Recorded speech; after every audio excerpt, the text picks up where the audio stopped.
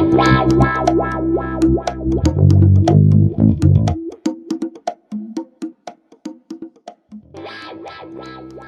up, everybody? Jay Miller here, bringing another Productivity in Tech podcast. My guest this week is Dave Rael.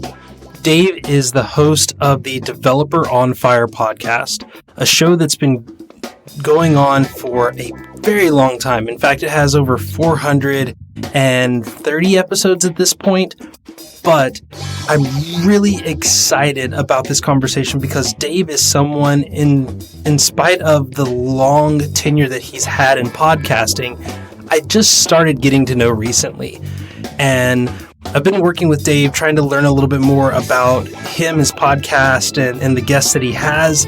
And the conversation that we have is really, really interesting. In fact, we talk a lot about what it's like to host a show, how that affects us as podcasters, and also what we hope that we can do as podcasters to help our guests and our audience, the people listening like you. So sit back, enjoy this conversation that I have with Dave Rael, and I hope that you're able to get something out of it. And speaking of getting something out of it, if you have been listening to Pit for a while now and you're like, I really enjoy this, I want to, get to know Jay, I want to get to know the community more, we have a Slack channel. And if you go to productivityintech.com, scroll down to where it says community, you can join that Slack channel absolutely free. And if you want to even give back and maybe gain a few extra perks in the process, like a private feed and a direct line to me, you can also sign up for our Pit Premium membership. It's $10 a month or $100 a year, but that gives you direct access to me, where I help out with productivity questions, technology questions, career questions, whatever you feel you need help with at the time. And if I don't have an answer for you, I will do my best to find someone that does. But you came to hear a good conversation, so here it is, my conversation with Dave Rael. I wanted to get to know you better as a podcaster, as a developer. One, because you're one of the people, like I've had people on the podcast that I've known for, a few years now, probably 3, 4, almost 5 years. But it's rare that I get to meet someone and then on top of that also get to kind of work with them and kind of see a little bit of the work behind them. So I normally don't do like a big, hey, let's start by, explaining who you are. But for the listeners, because the listeners have probably not heard of you unless they subscribe to your podcast, which, by the way, thank you for tuning in, people listening. And let's take a second and make sure that we know, like, we're covering all the ground as to who Dave Rael is. Yeah, I have been historically your prototypical geek, right? I always thought in my career that I have this nature of being good with machines, not good with people. And so, I was kind of the stereotype of the geek who wants to, get some coding task, some programming thing, build a system, and I'll design your system, I'll build it, all of that stuff. But I don't want to have too many meetings, right? I don't want to have to deal with too many people, and that's not really my strong suit. And I was wrong about that, right? So I think that's kind of my big awakening from being a podcaster is that hey man, I'm better with people than I ever thought I was, and I think that's probably the biggest message, the biggest takeaway that I can have from my experience in this is that I think most of us are that way. That the things that are holding us back in terms of human interaction are really self-imposed limitations, rather than it really being true that we're not people people, however you say that, right? So, I'm a developer through and through, but I think I'm also a people person is something that I would realize now. So that I think is kind of a little introduction as who I am as a podcaster and developer. Now, of course, who am I? The most important thing in the world is that I'm a dad. right? So I got 3 kids, and they all they're just amazing human beings, and the most remarkable thing I've ever experienced in my life is taking these people from being completely helpless infants to being the strong, independent, almost grown up, right? My oldest daughter is 12 years old, and I just sometimes I'm astounded at how close she is to being an adult. It's pretty wild for me to even think about it. So my kids are 12, 11, and 9, girl, boy, and they're the light of my life and the joy of my life. So I think that's the other part of really who I am. Cool. And one of the things that you do that I really like, and this is as a listener to your podcast, which, by the way, I don't think you mentioned the name of your podcast. Right. Developer on Fire. Developeronfire.com is the website out there. So yeah, I mean, and the gist of the show is that at the time that I started it, and I don't think it's really so much the case anymore, but at the time I started the podcast, most developer podcasts were about tech, right? It's some guest coming on and talking about the thing that they're working on. And I just thought what was missing was a podcast more about developers than about development. So the gist is that, this activity of writing software is something that really lights us up. And I want to get into what is it that makes a developer who they are, and kind of expose the human side of the craft, and really get into the stories of the people that are doing software. So yeah, Developer on Fire, and yeah, it's all about the stories. And that's, I think that's what attracted me to the podcast initially. And a big thing with Pitt is that we're about making people more. Like, it's not about cranking out more widgets. It's not about checking off tasks or hitting inbox zero. It's about achieving more and being more. And that is something that, like you said, starting out, it was a lot about, we're going to talk developer with developer people doing developer things in the developer way. For us, it was the same way. We're going to talk productivity with people who like productivity about productivity things and all this other stuff. But as you probably know, the knowledge, the wisdom that can be obtained through talking with people about whatever it is that makes them excited has this uncanny ability to just teach us and motivate us and amplify us. And it's something that I've been trying to figure out. There's a big, at the time of recording this, there's a big conference for the Python developers out there about to start. And I have yet to attend this conference, PyCon US, which is in Cleveland, Ohio. And a lot of that is, at one point it was due to I'm not experienced enough to understand what's going on. Now I feel like that's a myth. I can fully understand what's going on. But for a while there was a barrier of I'm not a real Python developer. I don't work as a Python developer. So all of these Python devs are going to be talking about Django and Flask and all these the request module and everything else. And because I'm not a developer, I'm not going to fit in. I'm not going to understand the stories and things like that. It took me hearing the stories of people around me, people like me, to realize that that's a myth. And I think that is something that your show does a really good job of doing. It takes people off of the mountaintop. It takes people off of the pedestal and brings them down to where you are.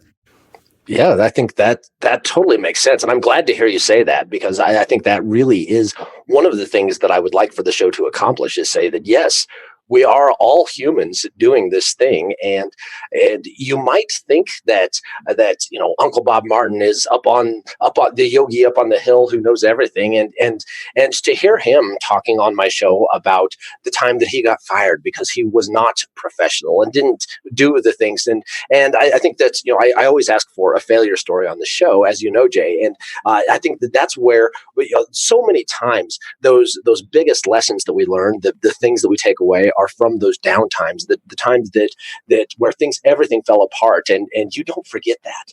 And so I think that makes a lot of sense. And what you said too about that, people into productivity, but it's not necessarily about productivity itself. And there's been a lot of times on Developer on Fire that I've had guests that talked about a story of success, right? Something going really right, where it wasn't even software at all, right? They changed some business process, right? They came in, hired to do software, but realized that, hey, there's some non-technical way to deliver this value better than it is with the software. And so let's do that, right? And I think that's really the gist of both software and productivity, is that it's really only a net benefit if it's actually doing something that provides some good for somebody. And that's, one of the focuses that I've had on Developer on Fire is about delivering value. And it's really just that, right? What is value is kind of, in the early days of the show. I asked guests all the time, what is value, and I asked for definitions. And I don't do that anymore. But I think there were some really insightful things that came out of asking that question, because that's really at the heart of what it is that we're trying to do, is to benefit somebody in some way. And if we're not doing that, then ultimately there's really not any reason for us to be doing anything at all. And earlier you mentioned when we were, before we jumped on the air, and I think we were talking in Slack back and forth, you mentioned that, like, oh, by the way, I don't have like any notes or anything. Are we just going to wing it? And I was like, oh yeah, no, that's how we do here. One of the reasons for doing that is because I've learned people put too much time into planning. If I gave you 5 questions that were like, okay, tell us a story about this, tell us a story about that, and not to, I mean, obviously that's something that you do, but not to knock that, but I've just learned that not having the course allows people to drive around. And like, if you've ever, been wandering around some area that you've never been to before, you stumble across things.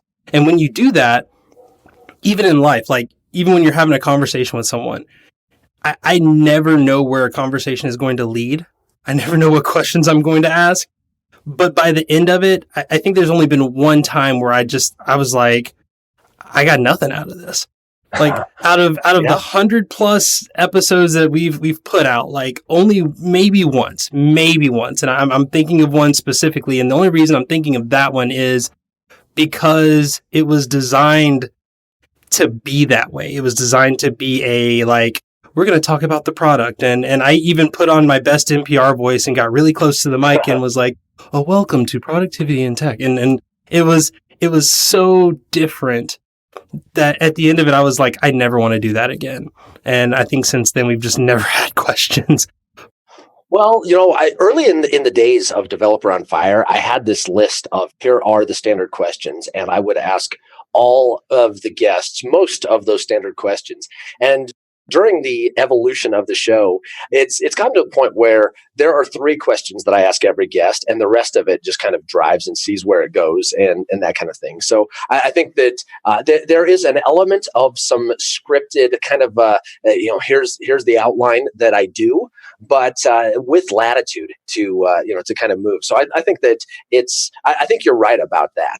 I believe it was Mike Tyson, right? Said that that everybody's got a plan until they get punched in the face, right? And I think that's you can try to plan everything in your life, but without some spontaneity, without some ability to react to some of those things, and really, I mean, related to productivity. Right. I know a lot of people who are into productivity will try to, I've got everything calendared and, my day is planned and all of that kind of stuff. And I think that's fine and good. And a lot of software people have kind of this attitude of, I need to work without interruptions and all of that kind of stuff. And there's virtue in that, because software is an activity that requires deep focus. And yes, breaking your context is very costly.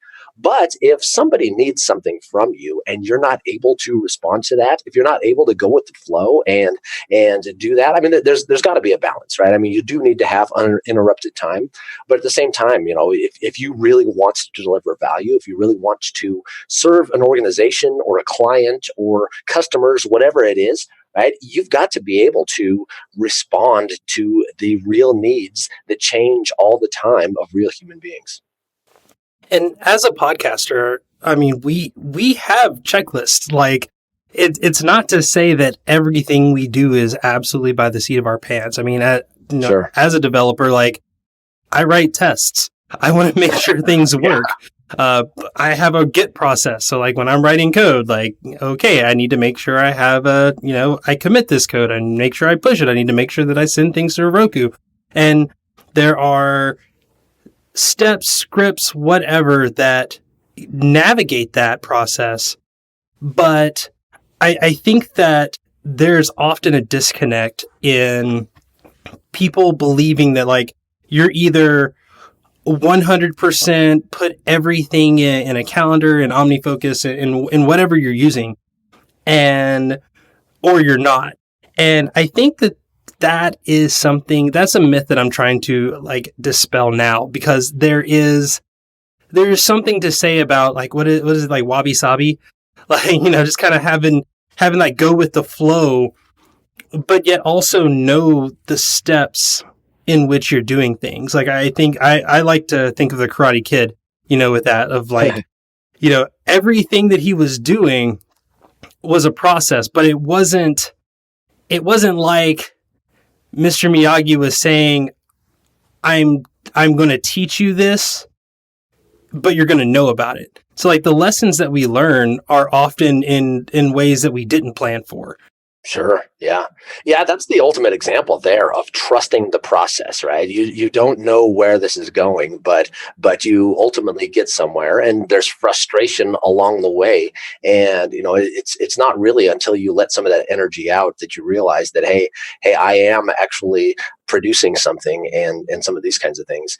And so, yeah, I think you make a lot of sense there. It's really, I hear a lot of people say too about, email, right? Email is always kind of the big deal in productivity circles. Right? You mentioned inbox zero and all of that kind of stuff, which I am a big believer in, maintaining a zero item inbox, and that really matters. You hear people say that you shouldn't check your email in the morning because you're letting somebody else dictate your agenda and some of those kinds of things, or check mail, once a day or a very small number of times a day. To me, I think that misses the point a little bit, because you need to be able to be available, right? And you need to be able to respond to things that need your attention. I think that, good inbox hygiene involves, being able to say that, okay, I'm not going to do this now. I need to designate a time that I am going to do it, and some of those kinds of things. And I think some tools really help with that kind of stuff. But the idea that I'm going to be productive by shutting out the world, I think that's just not really the way that you can best serve what you need to serve. Well, in talking about kind of having those guidelines and trusting the process, I think one of the biggest things that people, like, I guess they're afraid of is telling someone no, or not feeling like they are, like you said, they need to be approachable. They need to be able to help that person, but you need to make the rules in which you're helping them. Like, you're not dropping everything else, to pick up their work, but you also need to be able to say, hey, I understand, or I empathize with whatever the problem is, and I want to see a solution in this. However, here are my priorities, and this is where this sits in that list of things that need to get done. So I will work on it tomorrow. I will work on it this afternoon. Just whatever it is that allows you to be available, be responsive, but also kind of guide and dictate your own life. That's an important point that I think is something that I've taken away from, call it service-oriented architecture, or the terms in software. Often, if I say SOA, you probably think I mean something than what I mean, right? Because everybody uses these terms differently. Maybe domain-driven design, something along those lines of thinking about responsibilities, of being able to break down a complex system into smaller pieces that are easier to think about. And in doing that, right, I kind of subscribe to the Udi Dahan school of service-oriented architecture, which he talks a lot about having commands and events in your system as some of the things that drive the messages that pass between different pieces of your system. And commands, right, are where you are actually saying, hey, go and do something, right? And events are basically more of a reporting that something has happened, and other pieces of a system might subscribe to different types of events and be able to respond to those things.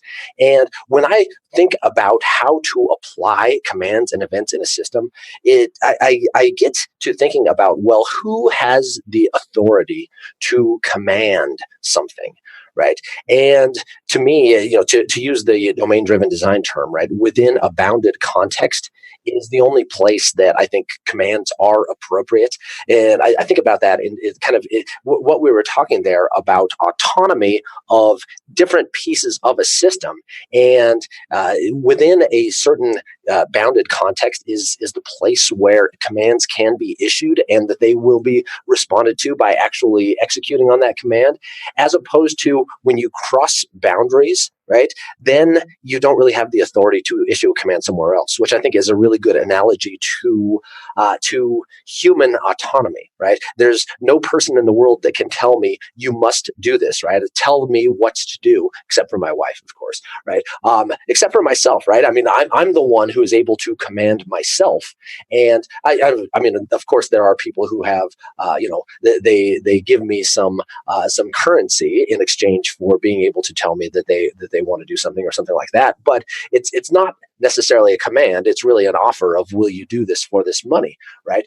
So you have autonomy, and you are able to respond to what are essentially requests, right? Nobody's able to issue a command to you. So when you're looking at that inbox and people are saying that, hey, that you are letting somebody else's agenda dictate your agenda, or somebody else's agenda dictate your your activity, right? That's not necessarily the case, right? You are looking at requests in that inbox, which, yes, like you said, you can say no, right? Requests can be denied or they can be deferred, right? And I think that's the key insight into all of the things that we're talking about here, as well as kind of this idea of service-oriented architecture, right?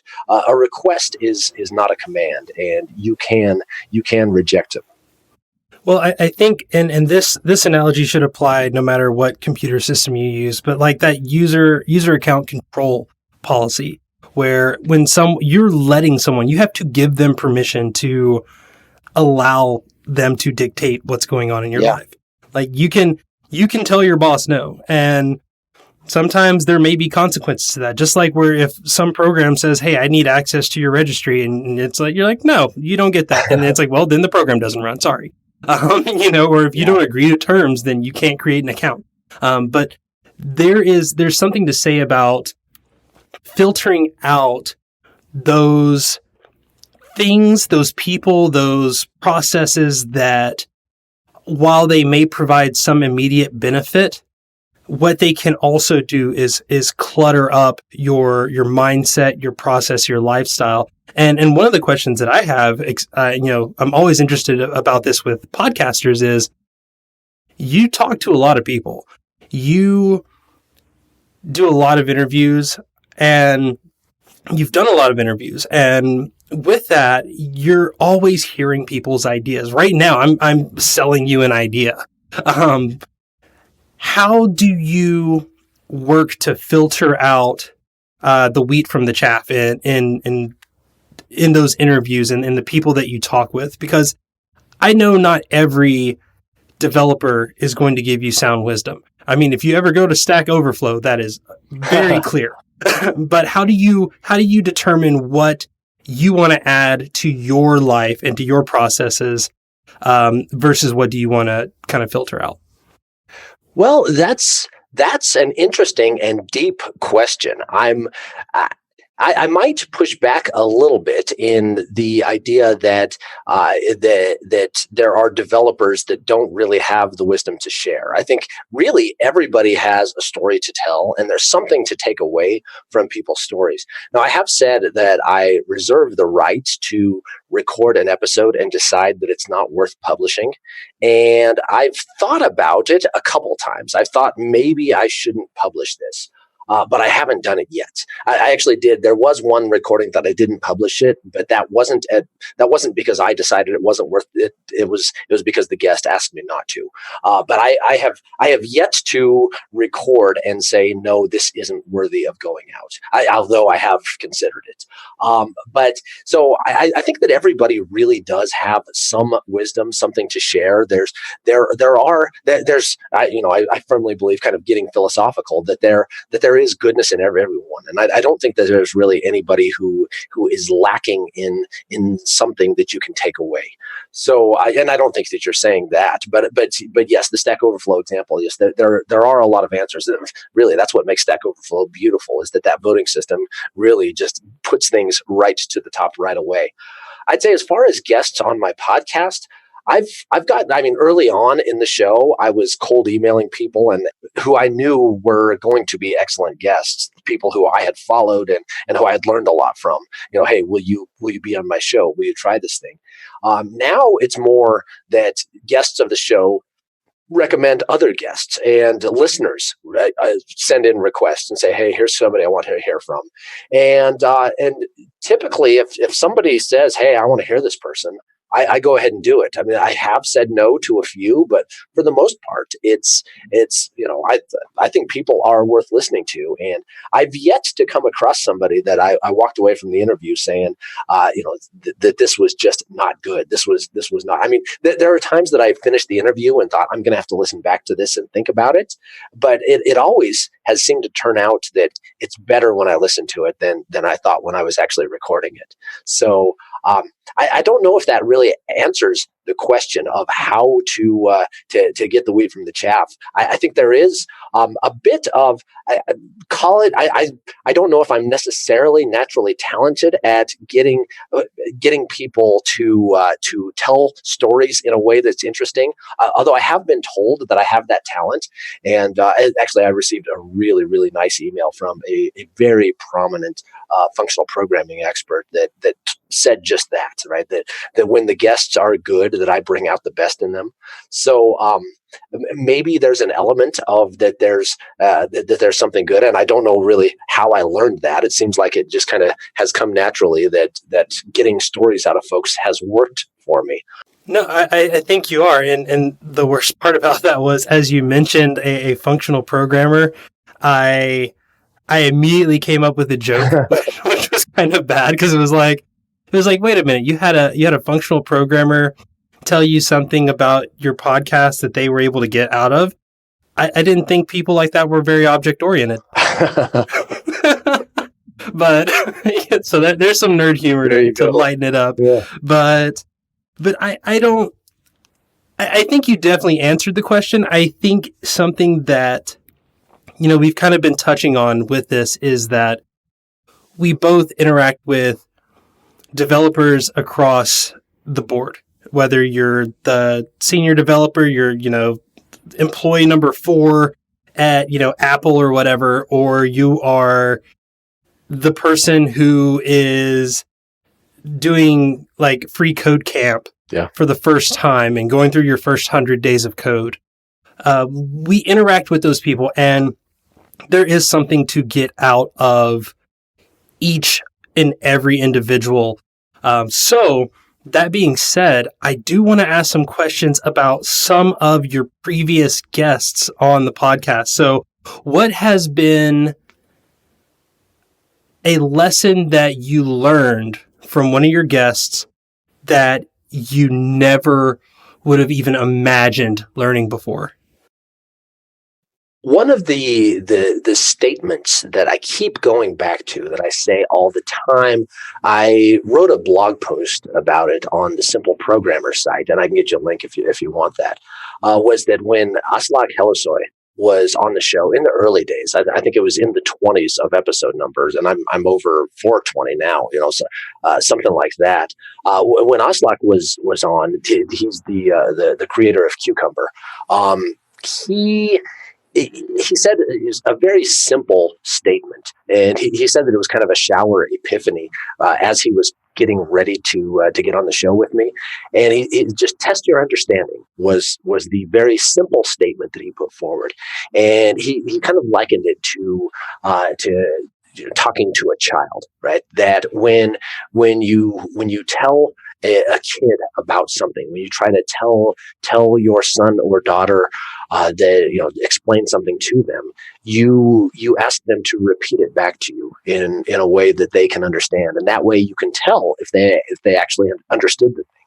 And he said that's what we should be doing as software developers, right? We need to, instead of saying, yeah, got it, right? Instead of saying that, yeah, I understand this user story, this requirement, this need that this business has, you need to state it in your own words. You need to tell them back that here's what I understood this to mean, and that is a huge step in getting toward actually understanding and actually verifying that you have understanding. Another guest that I have on the show, Indy Young, she wrote a book called Practical Empathy, and she's all about interviewing users and really understanding needs and those kinds of things. And I've seen some YouTube videos with her doing, and some other folks as well, doing something called empathy circles. And this form of conversation, it's very cumbersome because it involves that one person will state something and then the other person states it back to them, and you don't proceed into talking about something else into the other person making a statement until the person who talked says, "I feel heard." And it's pretty remarkable that to see that kind of interaction, that kind of really checking that the message was received before moving on. I mean, think about it as TCP, right? That you're sending acknowledgments back on the message, but not only acknowledgments, a restating of the statement that came to you that is acknowledged then again, right, by the original sender. And so I think that form of communication, right, I think it is very heavy, right? And so, I mean, there's a reason that UDP exists in addition to TCP. But to really dig deep and make sure that you understand what somebody needs, what they say, it's that's a remarkable thing that I think kind of fits the bill of what you're asking for there. I like that. And I like the idea of ensuring what you are hearing is what the speaker or what the person who is giving guidance or direction is trying to convey effectively. And I always think that is like, there are so many people who are very good at explaining things, but feel like they're not. And the problem isn't that they're not good at explaining it. It is the people that they are explaining it to are not very good at receiving it. And that is, I think, I'm trying to remember the phrase or the quote, and it was like, argue as if you were wrong, argue as if you know you're wrong, and listen and speak as if you know you're right. I think that's the way, like listen as if you know you're wrong, and then speak as if you know you're right. So kind of with that, like when you speak with confidence and speak with enough clarification that you can convey what you're trying to get across. But when you listen, don't listen from the position of, I'm listening to you because I have to. It's I'm listening because I am hoping to gain insight or information from you. And I think that that's what that idea is. Making sure you're understood, making sure you understand what you're trying to convey really does. Yeah, I think that's right. I think humility is a virtue, right? I mean, that's common knowledge that it is virtuous to be humble. But what is humility is something that I've thought about a lot. And I think there are different forms of humility, and it's this is something I wrote about on my newsletter recently. That when I go and ask Google for a definition of humility, it's the definition says something like having a modest or low self-image or something like that, and I'm like, well, maybe that's a definition of humility, but that's not the virtuous kind. right? The having a low self-image that's not really what drives value. That's not what makes you listen to other people. That's just that's I mean, if you are going to be good to people, I think you need to be good to yourself. And if you have a low self-image, well, it's pretty hard to be good to yourself. I think that the self-image thing there doesn't make any sense. But the humility that says that this person that I'm speaking to, yes, there may be something that I can teach them, but there's almost certainly something that they can teach me. That to me is where humility becomes virtuous. So I don't know, that sounded kind of good to me there. I don't know, maybe but I have a feeling that there's an insight in there there's something I can take away from what you have to say, and that's where there's some potential for some growth. Absolutely, and I don't know why I'm very quotey today. It's like I have like all these like quotes and sayings and thoughts in my head, but there was another one that's like the smartest person in the room is the person that realizes that they're not the smartest person in the room. The wisdom of Socrates. Yeah. But yeah. It's so interesting to do that. And as someone who has podcasted as long as you have, how do you combat that idea of like, yes, someone 300 episodes ago said the exact same thing. Like, how do you create the difference between guest number 5 and guest number 55 and guest number 105? That is something that, like, my solution was I just keep bringing the same people back on, and then we just expand even deeper into the conversations. But I do like bringing in new guests to get new insights from people. But I do catch myself at times wanting to refer back to what someone else mentioned in an earlier episode of my podcast. How do you create that skill of treating each conversation as the unique conversation that you are having? I'm not sure I've really given much thought to that. Joe Rogan is probably the biggest podcaster in the world, right? I mean, millions of people are listening to him. And I heard Jordan Peterson talking about Joe Rogan, saying that, hey, he's this enormous podcaster, and kind of asking him about, how do you deal with that thought that you are kind of the most powerful media personality in the history of humanity. And Joe's response is basically just, I don't think about it. I just have conversations, right?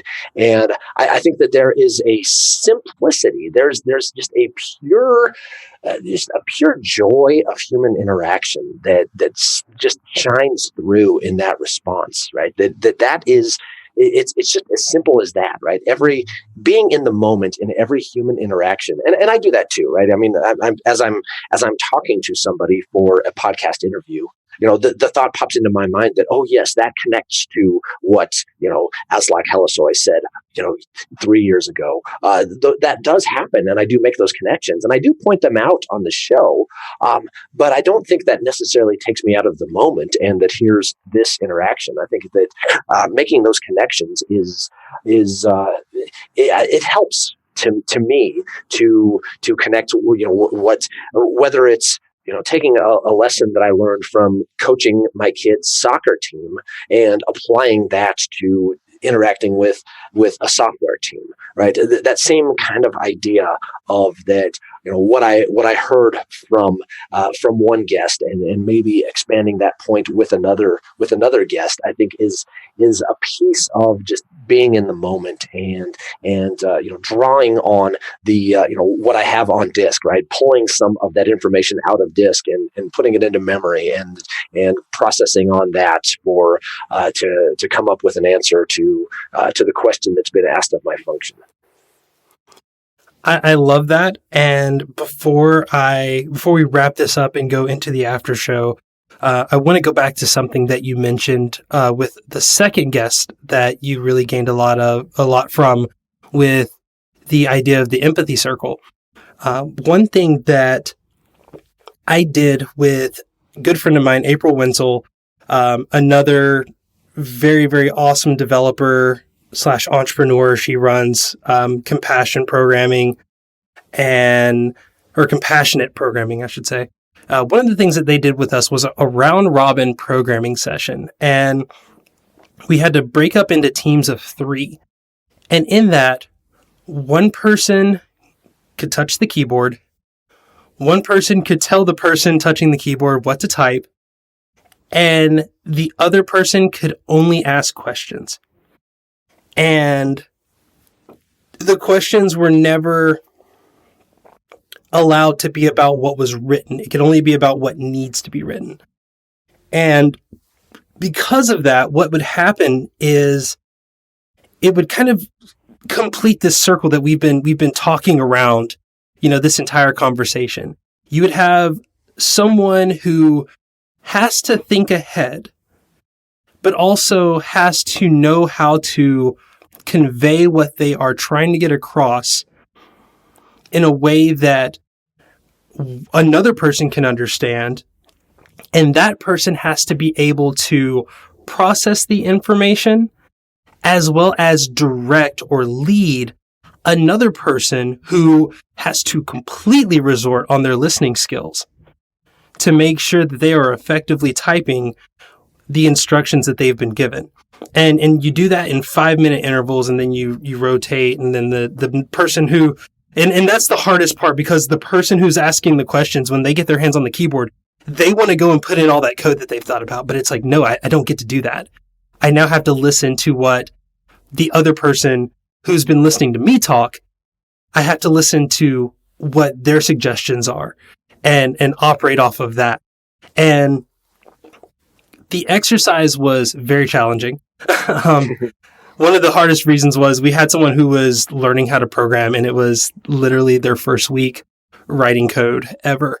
And it was very eye-opening as to, one, how much I knew, but also how much I still didn't know, because I was able to learn things from this person who had just picked up programming.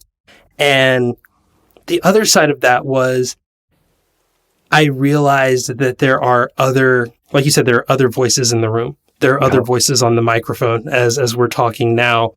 And that as a host, my greatest asset is to know what questions to ask them, and then get out of the way and listen while my guest is educating not just my audience, but educating me. And that is something that I wrestle with every single week and every single interview. That is the selfish person in me that wants to jump up and steal the light. But yeah, I've really been able to learn more just having these conversations. Yeah, you learn a lot more from listening than you do from running your mouth, is for sure. And as you were talking about that programming exercise, which I think sounds wonderful. I think it's similar to what Rael and Falco call strong style pairing, but with the twist of the person asking questions. I don't think it's something that he includes. But I was thinking about getting 9-year-old boys to make a run on a soccer field, right? Instead of, I think about my son's team that, 6 months ago in our fall season, they were, the ball would be in a place and I would see 3 boys run to where the ball was. And now I see them spreading out, right? One takes the ball and I see the other 2 getting into position. And we have boys moving without the ball and getting to where we're starting to have assists on the goals that we score. And it's a lot of different things coming together at the same time to make for that success. And it's astounding that it's working, right? Every time that we're in a game and, I see one of those plays where a kid is in the right spot before the ball gets there because he hustled to that spot to make the play before the play was even there, right? Getting there. it thrills me, and I think that's really along the lines of what we're talking about with this kind of communication and receiving and all of the different pieces that go into a really great Absolutely. conversation. And I think it's time for us to wrap up this conversation because we do have an after show to get to. So before we do that, please remind everybody about your podcast, and if people want to get in touch with you, how they can do that. All right. Well, developeronfire.com is the site for the show, releasing an interview every week. So that's there. Go ahead and subscribe to the show in your favorite podcast player and all of that jazz. Rael Yard on Twitter. That's my last name, Rael, and then Yard. That was kind of a nickname I picked up in college, and I have just stuck with that. So I'm not a really avid Twitter user, but DMs are open. So if you want to get in touch with me there, that's all good. And if you start listening to the show and decide that you really love it, I've got members.developeronfire.com if you want to get a little bit deeper in the experience. And for a few bucks, you can get some monthly video chats via Zoom and some of that kind of stuff, and some extra benefits that are there. So those are probably the best ways to get in touch and to keep up. You've been listening to the Productivity in Tech podcast. If you'd like to learn more about productivity in tech, the services that we provide, or our community and how to get involved, head over to productivityintech.com or follow us on Twitter at prod_in_tech. Thank you to Nadir Omawale for the use of his song, A Hustler in Spite of Myself, for the intro and outro music. I've been your host, Jay Miller. You can follow me on Twitter at KJAY Miller. Thank you for listening. I hope we've been productive. Have a great day.